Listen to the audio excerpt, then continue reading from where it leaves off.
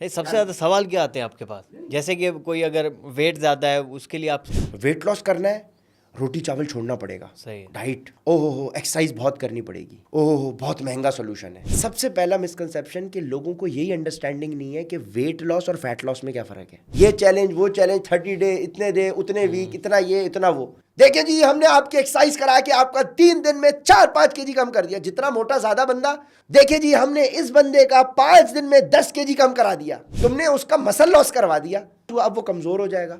अब उसको sexual problems होंगी। कंसीव खवातीन क्यों नहीं कर पा रही शादी के बाद? सेक्सुअल परफॉर्मेंस आदमियों की क्यों कमजोर हो गई है? खवातीन की डिजायर क्यों कम हो गई है? आदमी की डिजायर क्यों बढ़ गई है?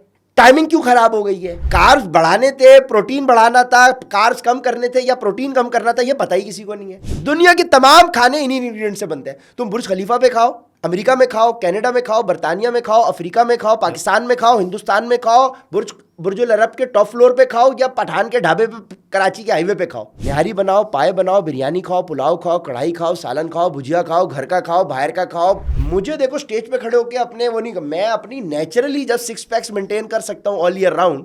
अभी टी शर्ट उठाओ, मेरे 6 पैक्स आपको नजर आएंगे। मिलियनर फैमिली के बैकग्राउंड के लड़के लोग आते हैं, लड़के लड़कियां बड़े फैमिली के, उनके लिए पैसा मोटिवेशन नहीं है। उसके लिए फिर हमें देखना पड़ता है, दादा ये किस वजह से मेरे पास आया है। हाँ, पता चला कि भाई उसकी सेक्सुअल प्रॉब्लम है। ओह, उसकी बीवी ने उसको कह दिया कि भाई तुम्हारे 6 पैक्स नहीं है। फिर एक बंदा बोले नहीं उमर भाई, आप पे भरोसा नहीं है, आप चीट हो, फ्रॉड हो, स्कैम हो, धोखा हो। हाँ, 10 साल से मैं स्कैम कर रहा हूँ।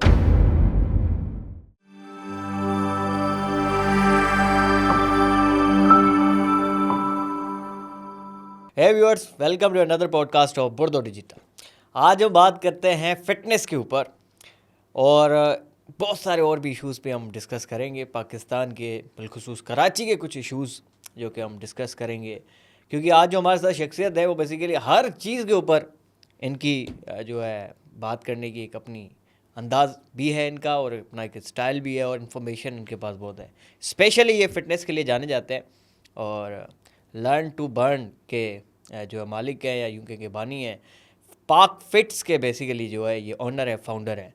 उमर बिलाल अहमद साहब हमारे साथ मौजूद हैं। सर जी अस्सलाम वालेकुम। वालेकुम अस्सलाम रहमतुल्लाहि व बरकातुहू। अच्छा, आप इतने वोकल और इतने अच्छे ज़बरदस्त तरीके से बात करते हैं ना, जिसके हम फ़ैन हैं। बकर हम देखते हैं आपको सर, बहुत सारे हमने पॉडकास्ट देखे, आपके इंटरव्यूज़ देखे, माशाल्लाह हर किस्म के एंगल पर जो है ना बात कर सकते हैं। सबसे पहले शुरू करते हैं आपकी अपनी जर्नी कि आप पाक फिट के ओनर भी हैं, फाउंडर भी हैं। तो ये कंपनी कैसे बनी, कहाँ कब आपने सोचा कि, और you are the first one कि जिन्होंने पाकिस्तान में कंसल्टेंसी का जो रिवाज है वो पैदा किया फिटनेस के हिसाब से। 2018 में आपने ये शुरू किया, तो ये सफ़र कैसे शुरू हुआ? रब्बि इश्रह ली सदरी व यस्सिर ली अमरी वहलुल उक़दतम मिन लिसानी यफ़क़हू क़ौली। सबसे पहले आपका बहुत बहुत शुक्रिया, आपने इनवाइट किया माशाल्लाह। और व्यूअर्स से मैं यही कहूँगा, एक छोटा सा मेरी तरफ से डिस्क्लेमर, आज थोड़ा सा गला नासाज है और अगर बीच पॉडकास्ट में हमारा पैशन, जज्बात पकड़ जाएं और हमारी आवाज़ थोड़ी सी हमारे अंदाज में आ जाए तो माइंड ना कीजिएगा, कमेंट्स में नीचे बताइएगा। खैर बहरहाल हमारी जर्नी, अब आप मुझे ये बताएं कि मैं अपनी जर्नी आपकी स्क्रैच से शुरू करूं या, क्योंकि आई डोंट थिंक सो कि मैंने बड़ी डिटेल में या स्क्रैच से किसी भी पॉडकास्ट में जिक्र की है। बताया ना सर। सो वो एक्सक्लूसिविटी रख लेते हैं, तो मैं आपको स्क्रैच से सीधा सीधा अपनी बातें बता देता हूँ। सो इन शॉर्ट प्यारे भाई, इस तरह का सिलसिला रहा कि अल्हम्दुलिल्लाह अल्लाह पाक का बड़ा एहसान, हमारे वालिदैन की तरबियत, उनकी दुआएं कि अल्हम्दुलिल्लाह बचपन से माहौल बड़ा अच्छा मिला, घर का माहौल, वालदा हमारी आलिमा माशाल्लाह। सो उस दीन के उस माहौल में जब पले बड़े तो पढ़ाई पे हमारा बहुत फोकस था। तो अल्हम्दुलिल्लाह स्कूल लेवल के ऊपर मैं अल्हम्दुलिल्लाह बचपन से ही पोजीशन होल्डर रहा अपनी क्लास में, first second third. Second third ज़्यादा आते थे, फर्स्ट एक हमारी क्लास फेलो थी वो आती थी, वही आती थी। तो लेकिन बीच में हमने 2-4 दफ़ा उनके साथ टाई भी किया और हम भी फर्स्ट पोजीशन हमारी आई बहरहाल। तो अच्छा पोजीशन होल्डर स्टूडेंट थे। फिर कॉलेज के अंदर भी अल्हम्दुलिल्लाह क्रिकेट टीम, फुटबॉल टीम के कैप्टन भी रहे। फिर यूनिवर्सिटी मैंने इकरा यूनिवर्सिटी से कराची जो मेन कैंपस है वहाँ से बीबी ऑनर्स किया। जो बीबी ऑनर्स मैंने कंप्लीट किया अल्हम्दुलिल्लाह 3.7 CGPA से मैंने इकरा यूनिवर्सिटी से मुकम्मल किया। 3.6 या 3.7 से स्कॉलरशिप पे पढ़ा। और बीबी ऑनर्स जब मैंने मुकम्मल किया तो हमारे लास्ट ईयर 2014 में 2014 में, अब चूँकि स्टूडेंट हम अच्छे थे, बोलने का भी शौक़ था और कॉन्फिडेंस भी अल्लाह ने कुछ ना कुछ दिया हुआ था, तो अपने आप को बचपन से एक शौक़ था कि बिलबोर्ड्स पे देखने का बड़ा शौक़ था। अब ये 2014 की बात है, मेरा आखिरी सेमेस्टर चल रहा है, आखिरी 2 सेमेस्टर्स, लास्ट ईयर मेरा यूनिवर्सिटी का। सो मैंने यहाँ अपना ऑडिशन दिया है और मुझे with in a months time, month और 2, मुझे जो है ना एक कॉल आ गई कि भाई इस तरह से क्यू मोबाइल का ऐड है। अच्छा। और आप आके क्यू जो मोबाइल भी एक बहुत बढ़िया क्यू मोबाइल E95 या M95 ऐड था उसका, तो आप इसका ऐड शूट करने आ जाए। हमें तो बड़ा, हमें वो सारी चीज़, हमने बोला यार ये तो बड़ी ज़बरदस्त अपॉर्चुनिटी है यार। तो अब हमने तो जाके वो जब ऐड की, हमें मेरिट के ऊपर कॉल आ गई, तो हमने जाके वो ऐड किया, तो बड़ा मज़ा आया, पैसे भी मिल गए हमें अच्छे भाई। मेरे ख्याल में उस वक्त ज़्यादा तो नहीं, मेरे ख्याल में 10-15 हज़ार रुपये मिले होंगे, लेकिन बैक इन 2014 एक स्टूडेंट के लिए जो पैसे खर्च कर रहा है उसके लिए अच्छी अमाउंट है। उसके बाद जो है वो बैक टू बैक कमर्शियल हुए, 2-3 हमारे कमर्शियल हो गए और हमारा शारे फैसल पे और इधर उधर बिलबोर्ड लगे। बिलबोर्ड पे जब लगे तो अब छोटे लगे, अब वो छोटा हमारा बिलबोर्ड के ऊपर हमारी एक छोटी सी पिक्चर आई, उसमें और सारे थे, सब भी थे, और सेंटर में जब ग्रुप फोटो खिंचा था तो 3 लोग इधर 3 लोग इधर, मैं सेंटर में, तो सेंटर में बिलबोर्ड पे शारे फैसल में मैंने देखा कि मेरी तस्वीर लगी। चलो भाई, अच्छा भाई, बड़ी एक्साइटमेंट, हमने बोला यार ये तो वो जो एक अंदर का आप इंसान का होता है ना, अब वो उसकी जो ईगो है वो सेटिस्फाई हो रही है, हाँ यार मैंने देखना है। लॉन्ग स्टोरी शॉर्ट के फिर मेरी वो जो जर्नी चली 2014 से फिर ऑनवर्ड, अब ये मैं आपको तो कोई समझें कि अल्हम्दुलिल्लाह कैडबरी डेयरी मिल्क की कैंपेन थाईलैंड जाके शूट की, उसमें लीड के ऊपर, और पूरे पाकिस्तान भर में उसकी कैंपेन लगी रही, बिलबोर्ड्स लगे रहे। उसके साथ पेप्सी का भी ऐड किया थाईलैंड जाके शूट, जो 100 कार्स 100 विनर्स ऑफ़र थी, जब ये टोयोटा करोला का नया शेप लॉन्च हुआ था उस वक्त निकाली थी, वो जाके थाईलैंड शूट किया। और 1 साल के पीरियड में मेरे 3 थाईलैंड के ट्रिप लगे, जिसमें अल्लाह ने हमें बचाया और हम बैंकॉक से आगे नहीं गए। जाना चाहिए था, नहीं बस अल्लाह ने बचाया, अल्लाह का बड़ा एहसान है मालिक का।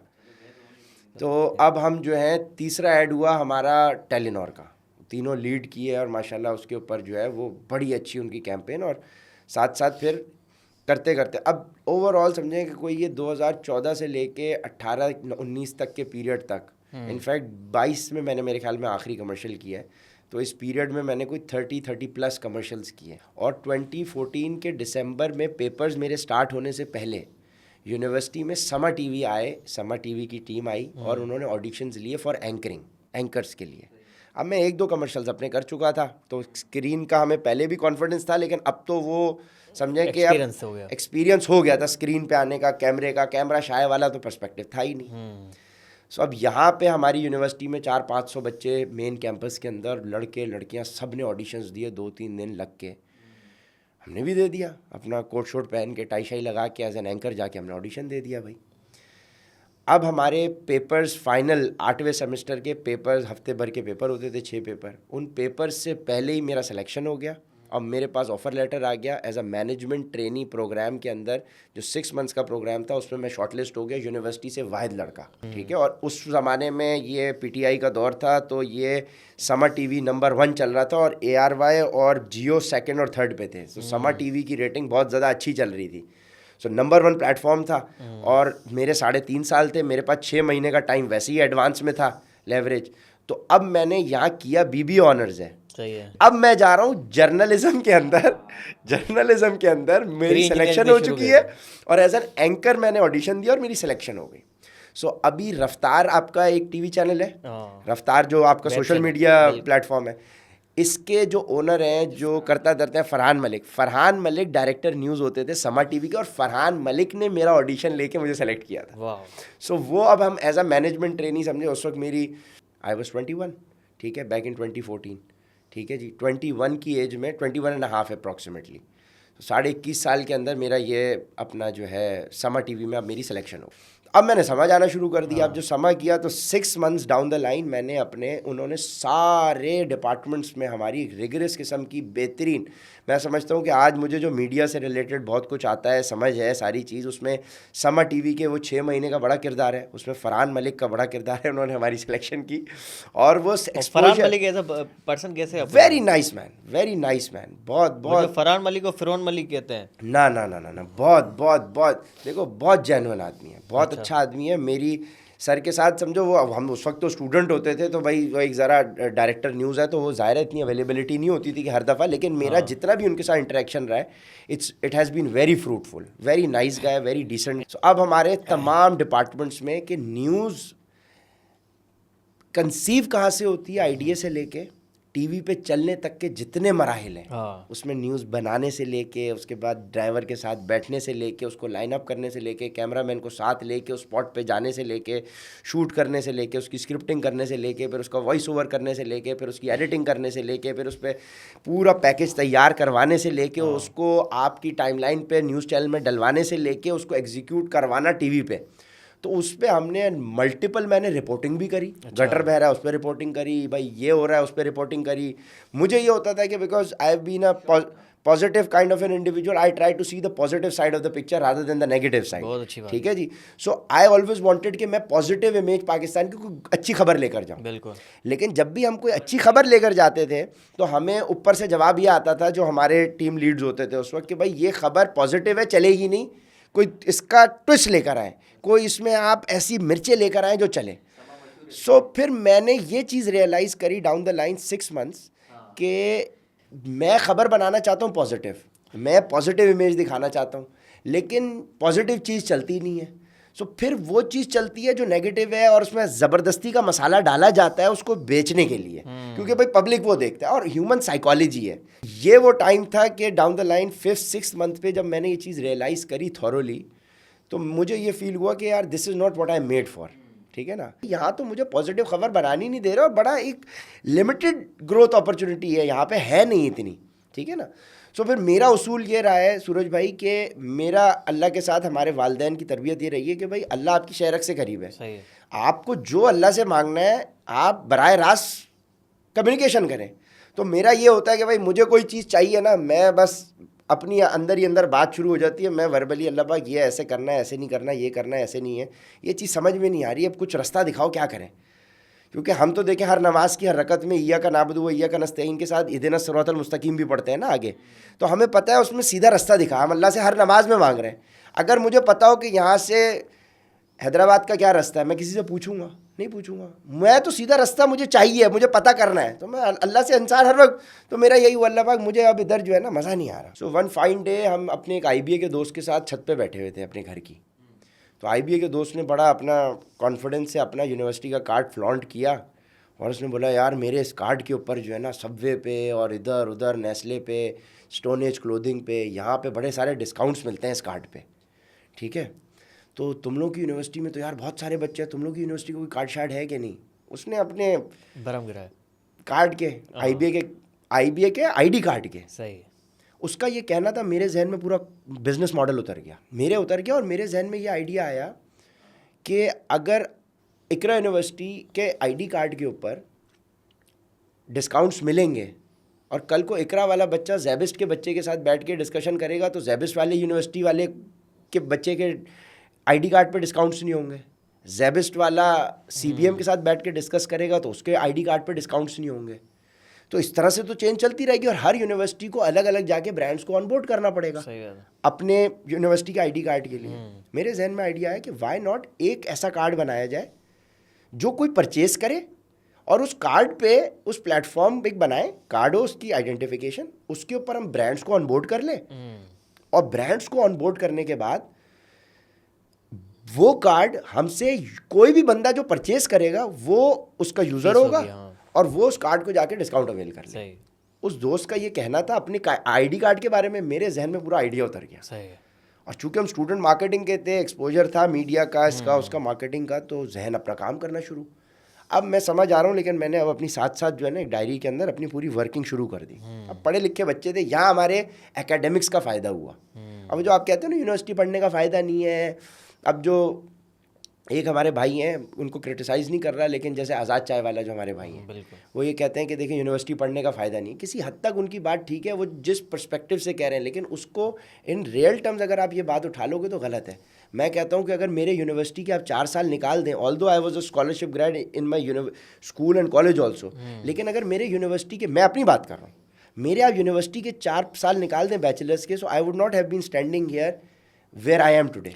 अब देखो यहाँ पे हमने क्या किया कि यूनिवर्सिटी की ये पढ़ाई के साथ ये जो एक्सपोजर था जो एकेडमिक्स का, इसकी बेसिस पे हमें पूरा एक बिजनेस की एक अंडरस्टैंडिंग थी कि बिजनेस कैसे खड़ा करना है, मार्केटिंग क्या है, क्या सारी चीज़ें हैं। तो अब हमने सूरज भाई क्या किया कि मैंने अपनी वर्किंग शुरू कर दी कि यार एक डिस्काउंट प्लेटफॉर्म अगर इस तरह से होगा तो हम इसको किस तरह से चलाएंगे। सही है। सो 7वें 8वें महीने के एंड पे, यानी अब बात है अगस्त की 2015, मेरे पास सिट्रस टैलेंट से एक कॉल आती है। मैं अप्लाई करने गया हुआ हूँ अपने MBA के लिए। अच्छा। यूनिवर्सिटी के मैं पार्किंग लॉट में हूँ और मुझे कॉल आती है कि कैडबरी का शूट है थाईलैंड में और उसके ऑडिशन हो रहे हैं, आप आ जाएं। ये समा के बाद की बात। समा के साथ साथ चल रहा है ना। अब ये 2014 में मेरी ग्रेजुएशन कंप्लीट हुई है, 15 जनवरी से मैंने समझ आना शुरू कर दिया है। अब ये 15 के अगस्त की बात है। 15 के अगस्त में मुझे पार्किंग लॉट में मैं खड़ा हूँ, मुझे फ़ोन आता है कि कैडबरी के शूट के लिए जो थाईलैंड में होना है उसके ऑडिशन देने के लिए आए बाद है। मैं चला जाता हूँ एजेंसी। अब वही एक्साइटमेंट में, हम उससे पहले पाकिस्तान से बाहर ट्रैवल नहीं किया हुआ हमने, हमें एक्साइटमेंट यार कि बाहर का शूट है और उससे पहले मैंने कमर्शियल्स किए हैं तो कॉन्फिडेंस भी है। बाहर का फर्स्ट टाइम आप दे रहे हैं? First commercial. हाँ। तो अब मैंने अगस्त में ऑडिशन दे दिया, जाके ऐसी अपनी तफरी में 3 दिन के बाद उनकी कॉल आ गई कि आपकी सिलेक्शन हो गई है। अच्छा भाई, वो ऑडिशन जो था वो गया, इंडियन डायरेक्टर थे जो शूट कर रहे थे। इंडियन डायरेक्टर ने यहाँ से बहुत सारे लोगों के ऑडिशंस गए, मेरा सिलेक्शन हो गया उसमें। ठीक है ना, क्या मैं सेलेक्ट हो गया हूँ? बिल्कुल सेलेक्ट हो गया हूँ। तो उसमें हमारा सिलेक्शन हो गया। फिर हमने अपना पासपोर्ट तो बना खैर रखा हुआ था, वो सारी चीज़ें अरेंजमेंट हुई। अब मैं चला गया यहाँ से शूट पे। तो अब यहाँ पे हमें एक आध कमर्शियल के पाकिस्तान के अंदर 25-30 हज़ार मिल जाते थे, 50 हज़ार भी मिलते थे। तो मुझे ये आइडिया था कि यार जब पाकिस्तान के लोकल शूट के हमें एक दिन के 25, 50, 60, 70 हज़ार रुपये मिल जाते हैं, तो ये तो इंटरनेशनल शूट है, इसके तो फिर पैसे कुछ ज़्यादा ही होंगे। तो मैंने यहाँ समा से ऑफ लिया और मैं थोड़े दिनों की छुट्टियाँ ली। अब पूरे 6-7 महीने में छुट्टियाँ ली हुई नहीं थी।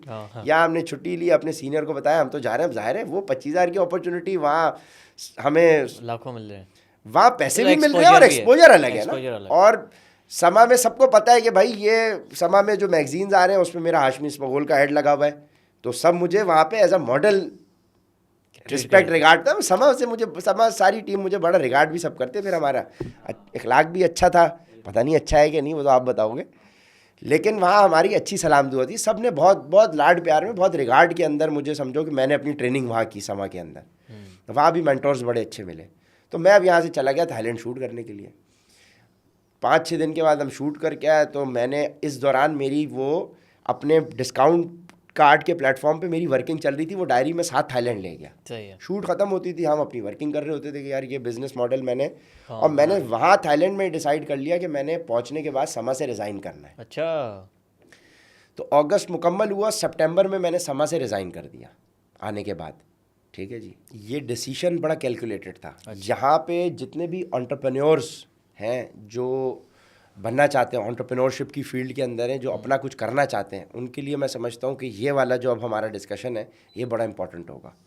क्योंकि एंटरप्रेन्योरशिप इटसेल्फ क्या है, देखें, entrepreneur is a person who is a risk taker and entrepreneurship is a calculated risk जो आपने लेना है। आपने ऐसे नहीं बस आइडिया आया और आप चल पड़े। और एंटरप्रेन्योरशिप क्या है, you may do the same thing which is already being done in the market. You may sell a product which is already there. You may sell a service which is already there. But you have to sell it in such a unique way that that way does not exist. So there has to be an element of uniqueness. So anything that you do, if you're selling a product or a service or a good or a service, but you are doing it in a different way, if there is an element of uniqueness to it, then it is entrepreneurship. ठीक है जी? So you might be doing the same thing which is already being done in the market, but you are doing it in a different way. That is what is the core of entrepreneurship. आप mobile खरीदें और mobile जाके दुकान पे बेचना शुरू कर दें और अपने आप को कहें शशके के लिए कि मैं एंटरप्रेन्योर हूँ, ऐसा नहीं है। There has to be some kind of a unique element to it. So अब मेरे पास एक यूनिक आइडिया तो था। देखो, उससे पहले बैंक के कार्ड्स पे डिस्काउंट्स मिल रहे थे, कूपन्स के ऊपर डिस्काउंट मिल रहे थे, एक ब्रांड का अपना लॉयल्टी कार्ड था जिस पे डिस्काउंट मिल रहे थे। कोई एक ऐसा कार्ड नहीं था जिस कार्ड को दिखाने के ऊपर, स्वाइप करने पे नहीं, सिर्फ दिखाने के ऊपर, जैसे वो भत्ते की पर्ची चलती है ना, हाँ। मेरे कार्ड का कॉन्सेप्ट ये था कि वो दिखाने के ऊपर कि भाई तुम्हारे पास ये कार्ड है, ओह डिस्काउंट ले लो। ये मैं आपको बता रहा हूँ, बदमाश कंपनी, आपने बॉलीवुड मूवी देखी है ना, ये रियल लाइफ बदमाश कंपनी नहीं बता रहा आपको मैं, ये लेजिट कंपनी बता रहा हूँ मैं आपको, ये आपको धुरंधर नहीं बता रहा मैं आपको, ये पाकिस्तानी ओरिजिनल एंटरप्रेन्योरशिप वेंचर जो जीरो से स्टार्ट हुआ है वो बता रहा हूँ।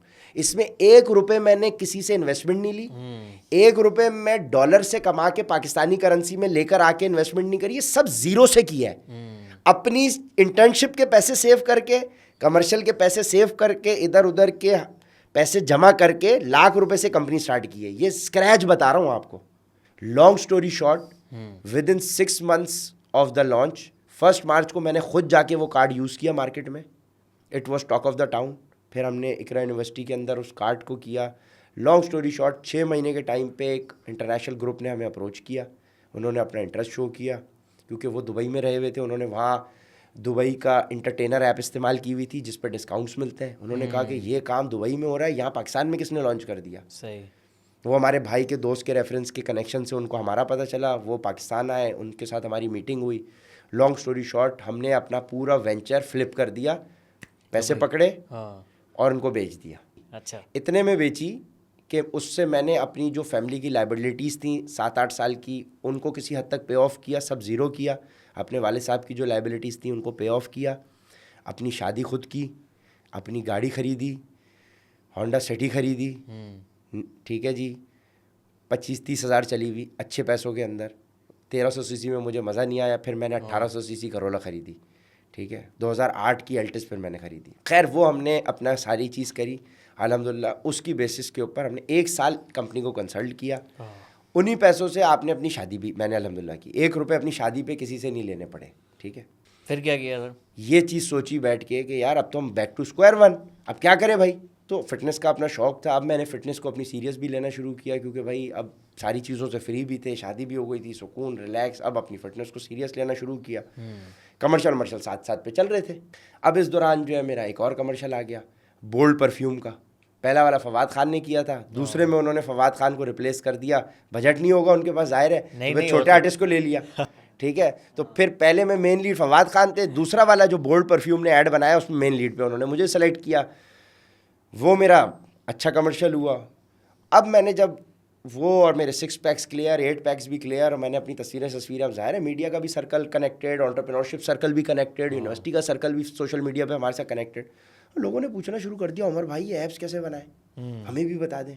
और भाई सोने पे सुहागा, जिम ओनर्स ने मुझे इनबॉक्स करके पूछना शुरू कर दिया, जो जिम ओन कर रहे थे। अच्छा। जिनको हम देखते थे कि यार ये तो फिटनेस बॉडी बिल्डर्स हैं, उन्होंने फ़ोन करके मैसेज करके इनबॉक्स पे पूछना, यार हमें भी दादा बताओ कि कैसे ऐप्स बनाए। अब मेरा बल्ब जल गया, वही थॉमस एडिसन वाला। मैंने बोला दादा ये फिटनेस इंडस्ट्री के लोग बॉडी बिल्डिंग करते हुए, मेरी उम्र उतनी नहीं जितनी इनकी एक्सपीरियंस हो गया है, ये मुझसे पूछ रहे ऐप्स कैसे बनाए। तो मैंने बोला दादा ये तो इसका मतलब मार्केट में बहुत बड़ा गैप है, किसी को पता ही नहीं कैसे करना है। मैंने देखा कि भाई यहाँ तो वाकई में पाकिस्तान में लोगों को पता ही नहीं, अलिफ बे नहीं पता फिटनेस की।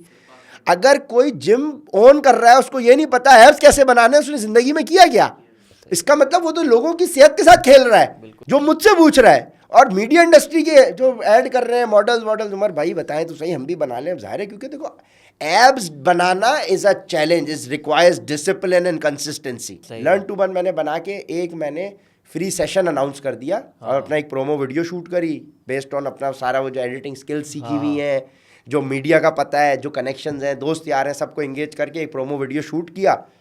मैंने बोला एक फ्री सेशन है जो मैं दे रहा हूँ, जो लोग आके अटेंड करना चाहें। I have launched Pakistan's first fitness app, which is Pakistan's first digital fitness platform with the name of ParkFit, under which Learn to Burn is the program through which we consult people how to burn fat and achieve their fitness goals under the name of Learn to Burn. Learn to Burn, सही। ठीक है जी।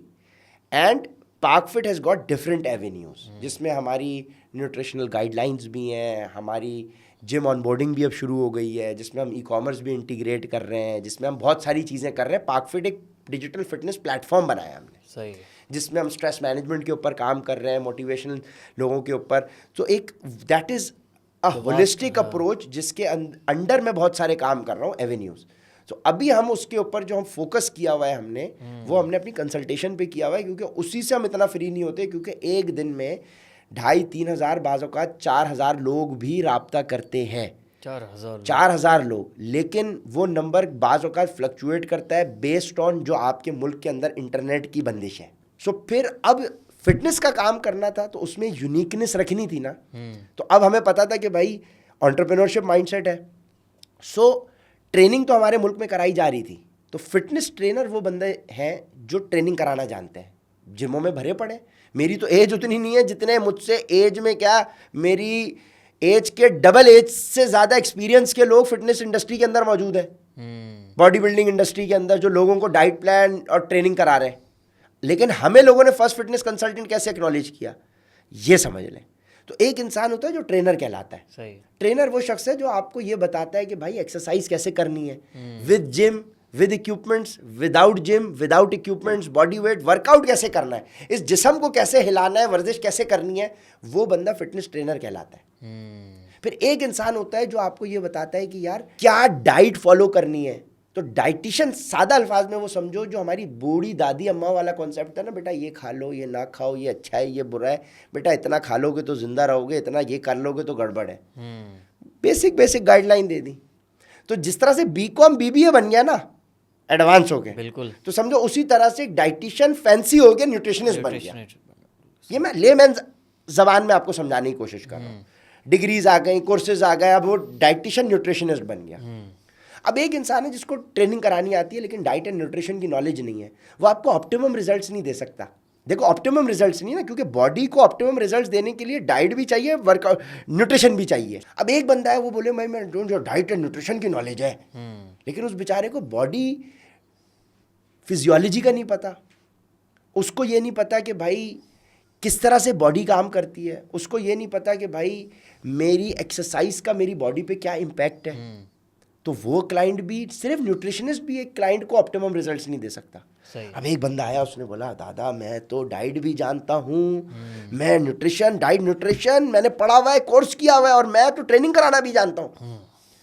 Results देगा ये, optimum नहीं दे सकता। Optimum results मतलब जो desired result है क्लाइंट की। क्यों?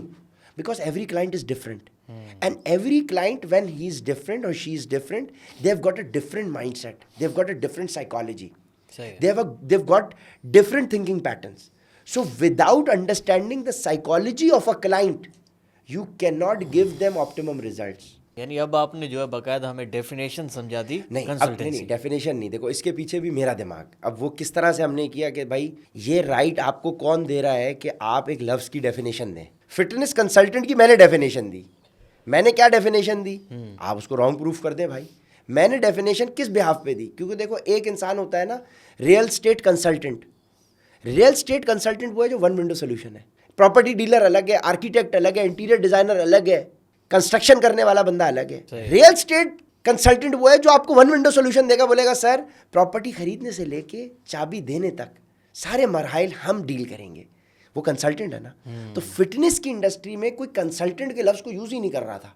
कोई कर रहा था तो बताए। ट्रेनर का, ठीक है ना, trainer, doctor, nutritionist, dietitian, psychologist. अब हमने इन सारे लफ्जों को एक जगह कर दिया।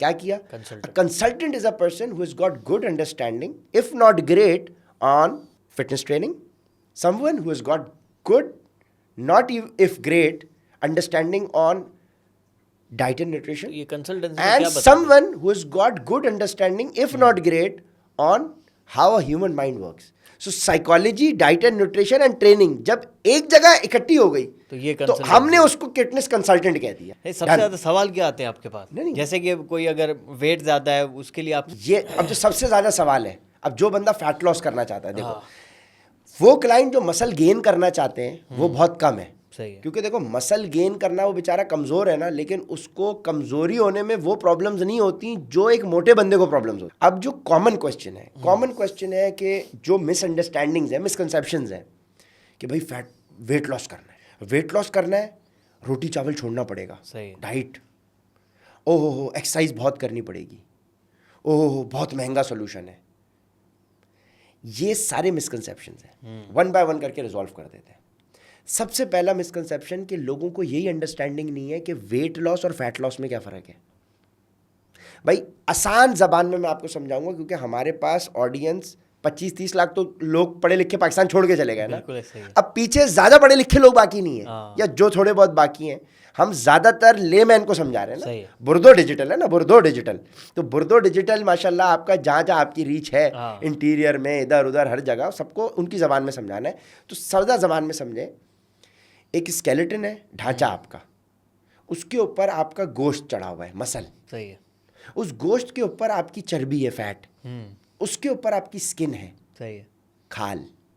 अब अगर मैं आपका टोटल वेट कर लूँ, चर्बी, गोश्त यानी मसल, स्किन, उसमें स्टोर पानी, उसमें खाना खाया हुआ, वो टोटल आपका वेट आ जाएगा कि भाई मेरा वेट जो है एक बंदे का भाई 100 किलो आ रहा है, जूते पहन के 100 किलो आ रहा है। मैं कहता हूँ यार तुम वॉशरूम से फ्री होके आओ, तुम जूते उतार दो, भारी जो जैकेट पहनी हुई है वो भी उतार दो, तुम्हारा वेट कम हो गया।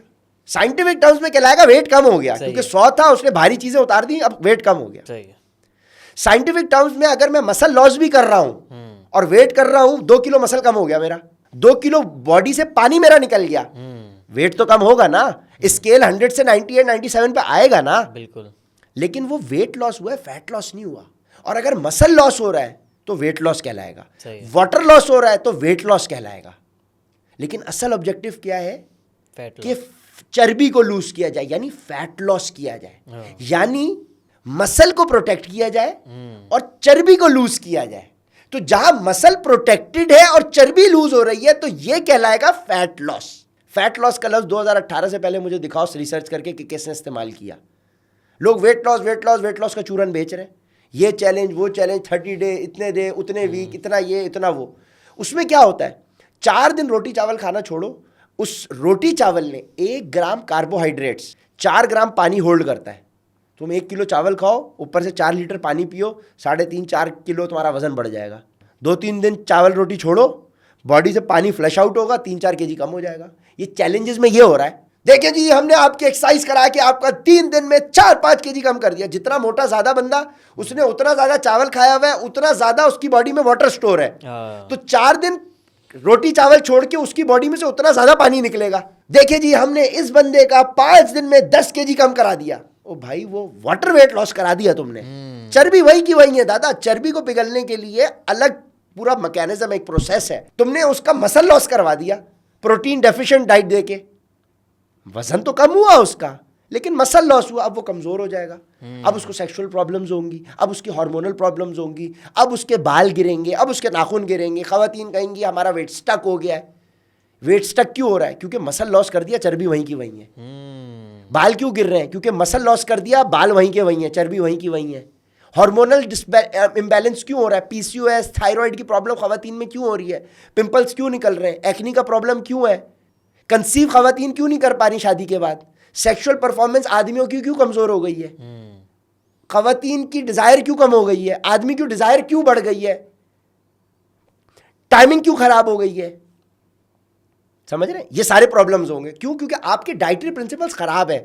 कार्ब्स बढ़ाने थे, प्रोटीन बढ़ाना था, कार्ब्स कम करने थे या प्रोटीन कम करना था, ये पता ही किसी को नहीं है। इसके पीछे कैलकुलेशन होती है। बिल्कुल। इसके पीछे क्लाइंट का माइंडसेट देखना पड़ता है। इसके पीछे देखना पड़ता है कि क्लाइंट का अपना ऑब्जेक्टिव क्या है, वो जिम जाना चाहता है या नहीं जाना चाहता, उसका इंटेंसिटी ऑफ वर्कआउट क्या है। सही है। अगर वो जिम जा रहा है और लो इंटेंसिटी वर्कआउट कर रहा है, डाइट अलग होगी। जिम जा रहा है, हैवी ट्रेनिंग कर रहा है, डाइट अलग होगी। जिम जा रहा है, डाइट स्ट्रिक्ट कर रहा है और बाकी उसकी आदत से उसका ऑफिस में बैठ के करने वाला, दिमाग चलाने वाला काम ज्यादा है, डाइट अलग होगी। दिमाग चलाने वाला काम कम है तो डाइट अलग होगी। क्योंकि आपकी खाने पीने का डायरेक्ट इंपैक्ट आपके ब्रेन के ऊपर है, आपकी बॉडी के साथ है, आपकी ग़िज़ा के साथ है। अच्छा, ये जो सप्लीमेंट्स बेच रहे हैं, सप्लीमेंट की जरूरत ही नहीं है। Supplement is something that supports you. Protein वगैरह भाईजान सपोर्ट्स यू ना, कि आपने ये देखना है कि आप क्या डाइट ले रहे हैं। हर सिनेरियो के हिसाब से डाइट अलग होगी। आपका क्या ऑब्जेक्टिव है ये देखना पड़ता है। तो सबसे पहला misconception, weight loss fat loss को समझ जाए। समझ गए, ये समझ गए। अब दूसरा बड़ा मिसकंसेप्शन, ये जो सप्लीमेंट्स फ्रॉड, डाइट। डाइट, जब डाइट का लफ्ज हमारे माशरे में आ जाता है, ओहो हमें रोटी चावल छोड़ना पड़ेगा, हमें भूखा रहना पड़ेगा, फाका करना पड़ेगा, रोजा रखना पड़ेगा। भाई diet simply means what you eat and drink. तुम पेप्सी पी रहे हो, कोल्ड ड्रिंक पी रहे हो, तुम बर्गर खा रहे हो, कढ़ाई खा रहे हो, पूरी पराठे खा रहे हो, बिरयानी पुलाव खा रहे हो, वो तुम्हारी डाइट है। डाइट नोवेयर मीन्स भूखा रहना, फाका करना, उसके लिए अलग लफ्ज है। फास्टिंग, स्टारवेशन, वो अलग लफ्ज है। टर्मिनोलॉजीज ही नहीं पता ना, क्योंकि पढ़े लिखे लोग कम रह गए। सही बात। तो diet simply means what you eat and drink. Fitness की जबान में डाइट का मतलब है हेल्दी ईटिंग। अब डाइट क्या होती है? कोई एक हेल्दी प्लान कैसे बनता है? दुनिया का आप कोई भी खाना ले लें, या वो रोटी से खाया जाता है या चावल से। रोटी का मतलब आटे की, गंदुम की, हाँ। बाजरे की, बेसन की, कोई से भी आटे की, आटे की हाँ। रोटी से खाया जाएगा, उसी से ब्रेड बनेगी, उसी से पास्ता बनेगा, उसी से बेकरी आइटम्स बनेंगे, उसी से पिज्जा बनेगा, बन बनेगा। रोटी से खाना खाया जाएगा या चावल से, पूरी दुनिया में बिल्कुल ऐसे। उसमें मीट होता है। मीट मतलब गोश्त मतलब चिकन का, मटन का, फिश का या बीफ का। साथ में उसके प्रोटीन सोर्स में मीट नहीं लोगे तो दालें लोगे, दालें, चने, छोले, लोबिया। अगर दालें, चने, छोले, लोबिया नहीं लोगे तो गोश्त लोगे, हो सकता है दोनों ले लो। साथ में सब्जी भी होगी कुछ ना कुछ, खीरे, टमाटर, गाजर, मूली। अब तुमने खाने में गोश्त भी ले लिया, दालें भी ले ली, सब्जी भी ले ली, बगैर मसालों के खाओगे? हस्बे जायका, हस्बे ज़रूरत मसाले भी डालेंगे। अच्छा, मसाले भी डाल दिए, क्या पानी में पकाओगे, उबाल के खाओगे? नहीं, ऑयल या घी जरूरत पड़ेगी। किसी भी खाने में रोटी से खाना खाया जाएगा या चावल से, उसमें गोश्त होगा या दालें होंगी, सब्जी होगी, मसाले होंगे, तेल या घी में खाना पकाया जाएगा, fruit, dry fruit, dairy products, अंडे। दुनिया के तमाम खाने इन्हीं इंग्रेडिएंट से बनते हैं। तुम बुर्ज खलीफा पे खाओ, तुम अमेरिका में खाओ, कनाडा में खाओ, बर्तानिया में खाओ, अफ्रीका में खाओ, पाकिस्तान में खाओ, हिंदुस्तान में खाओ, बुर्जुल अरब के टॉप फ्लोर पे खाओ या पठान के ढाबे पे, कराची के हाईवे पे खाओ, इंग्रेडिएंट यही है। इंग्रेडिएंट केएफसी में क्या है? केएफसी में क्या है? वही चिकन है, वही मसाले हैं, वही मैदा है, उसको फ्राई किया हुआ है।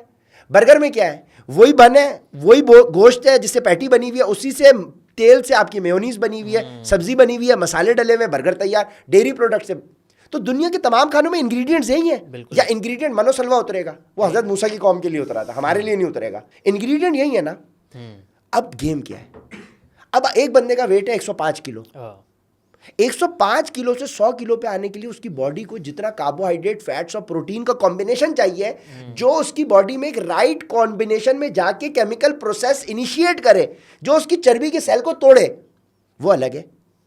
अगर मुझे एक बिल्डिंग खड़ी करनी है, मैं उसमें सीमेंट ज्यादा कर दूं, रेती बजरी कम करूं और पानी डालूं ही नहीं, तो क्या होगा भाई? मुझे अगर बिल्डिंग खड़ी करनी है, मुझे कंस्ट्रक्शन करनी है, मुझे राइट क्वांटिटी की राइट चीज राइट मिक्स में डालनी है, तब जाके बॉडी ग्रो करेगी। So this is the same mechanism. In order for a person to come down from 105 to 100 kgs, the diet, the quantity of food is going to be different. If somebody wants to come down from 100 to 90, the diet is going to be different. Because the body has changed, the body has evolved, the body composition is different now. So the quantity that is required is going to be different. So as soon as you're going to go, if you want to go from 90 to 80, the quantity will be different. The quantity from 80 to 70 will be different. If you want to go from 70 to 50 or 55, or you want to maintain yourself at 60, it's going to be different. So it is all about maintaining that quantity which is required at that particular objective which is yours. So considering that quantity, उस quantity को जहन में रखो। निहारी बनाओ, पाए बनाओ, बिरयानी खाओ, पुलाव खाओ, कढ़ाई खाओ, सालन खाओ, भुजिया खाओ, घर का खाओ, बाहर का खाओ, बारबेक्यू खाओ, पिज्जा खाओ, पराठे खाओ, पूरियां खाओ, तुम जो खाना है खाओ, घर का खाओ, बाहर का खाओ, डजंट मैटर। मैं आपको जो क्वांटिटी आपको सजेस्ट करके दूं, आपके रूटीन के हिसाब से, आप उसको जहन में रखते हुए जो पका के खाना चाहते हैं खाएं। रिजल्ट कम ना हो तो जो चोर की सजा हो मेरी सजा। भाई रिजल्ट अचीव होंगे, क्यों? क्योंकि आपको आपके हिसाब से एक चीज दी जा रही है। अब जाहिर सी बात है, मुझे बताओ, एक गाड़ी है 4000 सीसी, वो पेट्रोल अलग खाएगी ना भाई, 4000 सीसी गाड़ी अलग खाएगी। अब इसका मतलब ये नहीं है, अच्छा उमर भाई, इसका मतलब 105 किलो हूं तो मुझे जो आपने डाइट दी है, तो यानी जब मैं 100 किलो हो जाऊंगा तो मैं डाइट कम कर दूं? नहीं दादा, हो सकता है गाड़ी 4000 के बाद हो तेरी 3500 सीसी गई हो, लेकिन 3000 सीसी टर्बो इंजन हो, तो 3000 सीसी टर्बो इंजन तुम्हारे 4000 सीसी नॉर्मल इंजन से ज्यादा ही खाएगा। तो ये कंसल्टेंट को पता है कि तुम अपनी बॉडी के फिटनेस गोल्स के किस वाली स्टेज पर हो, कि तुम्हें कार्ब्स बढ़ाने हैं, फैट्स बढ़ाने हैं, प्रोटीन बढ़ाना है, सही है, या कार्ब्स घटाने, क्या करना है, ये consultant based on his experience बताएगा। सही है। तो यही मैं सोच के आया था कि ये जो फ्रॉड जो होते हैं सप्लीमेंट्स में, अब सप्लीमेंट यहीं पे बनते हैं। सबसे पहली चीज समझ लो, देखो, हाँ, फिट सप्लीमेंट्स के ऊपर जाने से पहले आपको ये समझना है कि सप्लीमेंट जरूरी किसके लिए है। देखो, एक इंसान है जिसने अपने फिटनेस गोल्स अभी स्टार्ट किए हैं, वो बिगिनर है, वो अपनी सिर्फ नेचुरल डाइट को ही बेहतर कर लेगा, अपने कार्ब्स, फैट्स, प्रोटीन को मैनेज करेगा, अपनी नॉर्मल रूटीन को ही ठीक करेगा ना, नेचुरल फूड को ही जो रूटीन है, तो उसकी बॉडी में ड्रास्टिक चेंज आ जाएगा। सप्लीमेंट एक एडवांस लेवल के एथलीट को जरूरत पड़ेगी जो उसके ऑब्जेक्टिव्स, स्पेसिफिक ऑब्जेक्टिव्स होंगे, जो उसको भाई स्टेज पे कंपटीशन पे खड़ा होना है।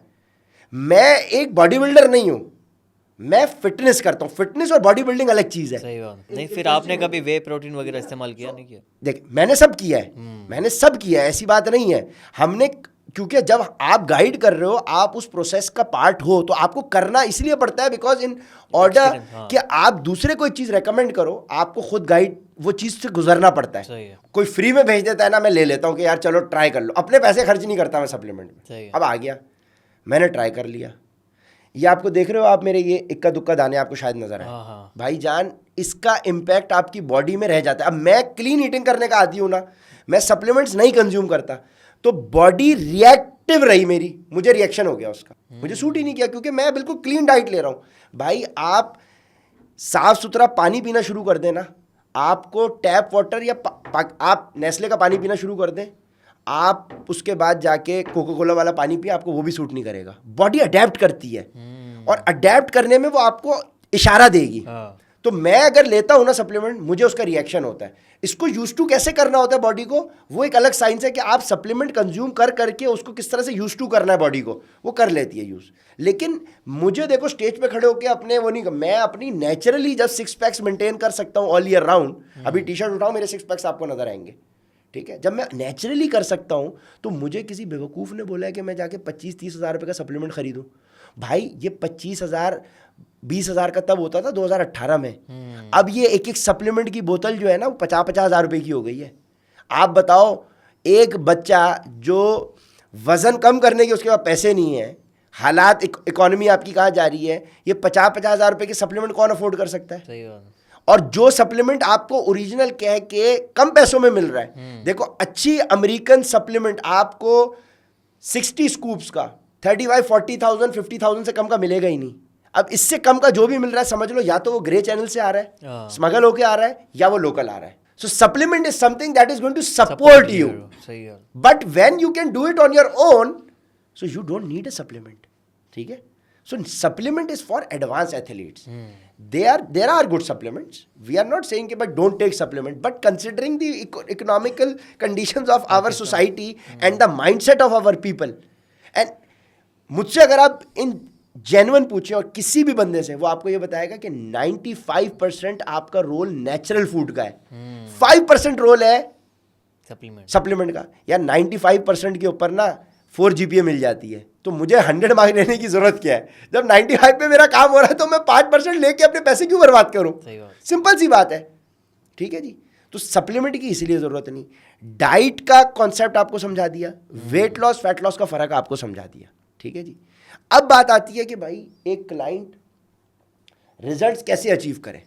रिजल्ट अचीव करने के लिए सबसे इंपॉर्टेंट चीज होती है दादा, वो होती है मोटिवेशन। क्योंकि जितनी स्ट्रांग मोटिवेशन होगी, उतनी प्रोबेबिलिटी है कि क्लाइंट कंसिस्टेंट रहेगा उस प्लान पे जो उसको दिया जा रहा है। मेरे हजारों क्लाइंट हैं जिन्होंने सक्सेसफुली रिजल्ट लिया है, और उनसे ज्यादा हजारों क्लाइंट हैं जिन्होंने नहीं अचीव किया रिजल्ट। तो मोटिवेशन कैसे है? नॉट बिकॉज कि मेरी गाइडलाइन में फ्लॉ था, but because they were not motivated enough to be consistent on that plan. कि भाई कंसिस्टेंट रहने के लिए तगड़ी मोटिवेशन चाहिए। मोटिवेशन के लिए एक इन जनरल मैं आपको बताऊं कि हमारे यहाँ जो लोग मोटिवेटेड रहते हैं सूरज भाई, वो इस बात से रहते हैं कि भाई जितना मोटा बंदा, मैंने अपना फीस स्ट्रक्चर ही इस तरह का बनाया है। अच्छा।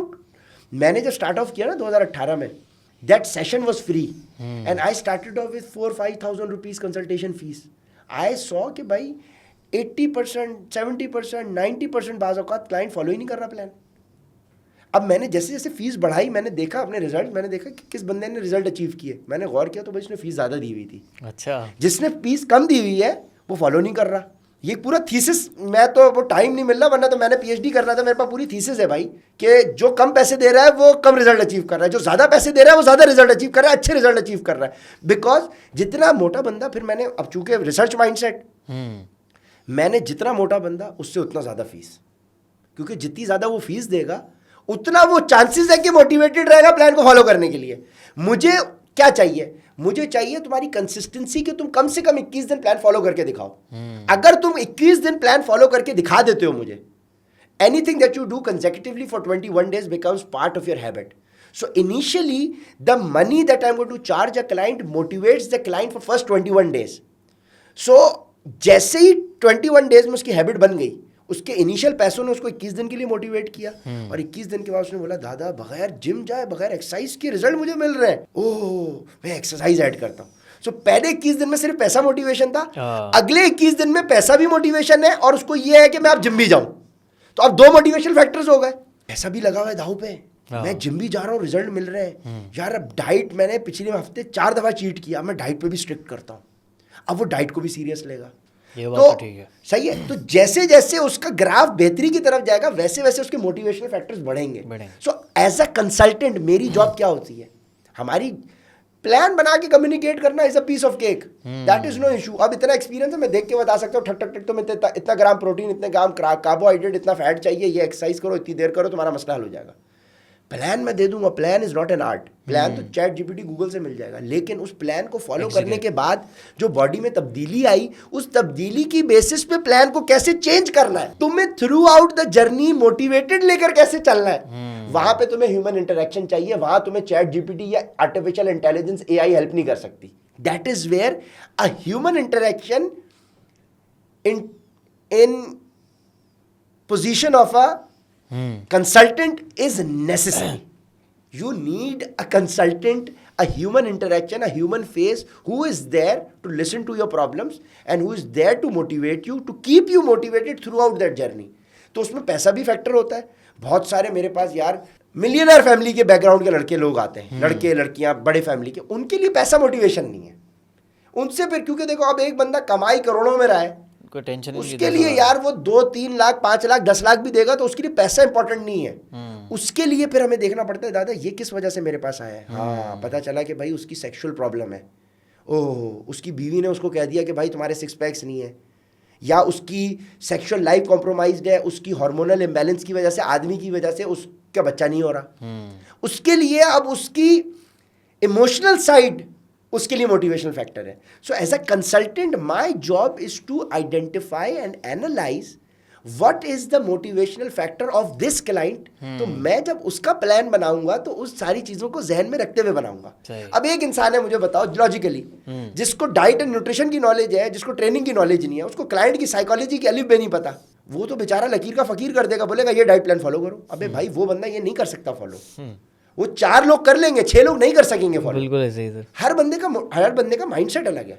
अब जाहिर सी बात है, मुझे बताओ मैं एक इंसान हूं, मेरे पास दिन में 2000 लोग राब्ता कर रहे हैं, मुझे कई 100 लोगों के 2-3-4 दिन में प्लान बनाने हैं। ह्यूमनली पॉसिबल है कि मैं हर बंदे को बैठ के पर्सनलाइज 1-to-1 टाइम दूं? उसके बावजूद भाईजान एक बंदा 10 की एफर्ट रखता है तो उसके लिए हमारे टीयर्स बने हुए हैं। एक बंदा है बोलता है उमर भाई मुझे आपके साथ कनेक्टेड होना है, भाई आ जाओ हमारे प्रीमियम प्लान में, फिर वहाँ उमर भाई 1-to-1 मिलेंगे। एक बंदा बोलता है उमर भाई आपकी कभी कभार गाइडेंस मिल जाए, कोई इमरजेंसी हो तो उसके लिए स्टैंडर्ड प्लान है भाई। फिर एक बंदा बोले नहीं उमर भाई आप पे भरोसा नहीं है, आप चीट हो, फ्रॉड हो, स्कैम हो, धोखा हो, हाँ 10 साल से मैं स्कैम कर रहा हूँ, तो भाई तुम ले लो बेसिक प्लान से स्टार्ट ऑफ कर लो। तो अल्हम्दुलिल्लाह आपके मुल्क के बड़े से बड़े इदारे से लेकर जनरल कर्नल से भी लेकर अल्हम्दुलिल्लाह आपके मुल्क के सबसे निचले इदारे तक के, वो क्या है, घर में काम करने वाली मासी मुलाजिम, मासी भी हमारी क्लाइंट है और डीएचए भी हमारा क्लाइंट है अल्हम्दुलिल्लाह, बड़े बोल से अल्लाह बचाए, सही है, हर किस्म का क्लाइंट है। लेकिन वो है तो उसके लिए भी वही पैरामीटर है, उसके लिए भी वही पैरामीटर है, क्योंकि भाई हमारे लिए वो बाद में बताते अच्छा भाई मेरा ये ताल्लुक है, अच्छा भाई ठीक है, सारी चीज़ें हमारे लिए स्टैंडर्ड है। देखो बात ये है कि हम अपनी तरफ से कोशिश पूरी कर रहे हैं ना, प्रॉब्लम सबका एक ही है, हम अपनी तरफ से कोशिश पूरी कर रहे हैं, मैं अपनी तरफ से तो हाथ बढ़ा रहा हूँ भाई, लेकिन अगर आप खुद हाथ नहीं बढ़ा रहे तो ताली नहीं बच सकती। देखो अकेले मैं नहीं कर सकता भाई, अकेले मैं बोलूँ कि मैंने तुझे प्लान दे दिया, क्लाइंट को पैसे ले लिए, रिजल्ट मिल जाए, भाई पैसे देने से रिजल्ट नहीं मिलेंगे।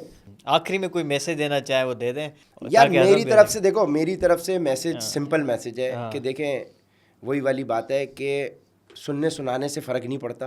हमने इतनी सारी बातें करी, एंटरप्रेन्योरशिप पे बात करी, हमने फिटनेस पे बात करी, हमने बहुत सारी बातें करी। बहुत। इस सारी गुफ्तगू के अंदर एक ही लुब्बे लुभाव है भाईजान, रिजल्ट मिलेगा एक्शन से, एक्शन से।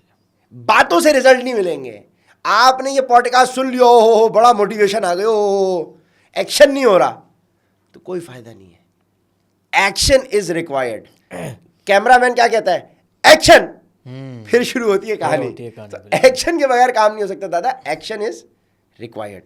सो एक्शन लें और अमल करें, इंशाल्लाह तब्दीली आएगी।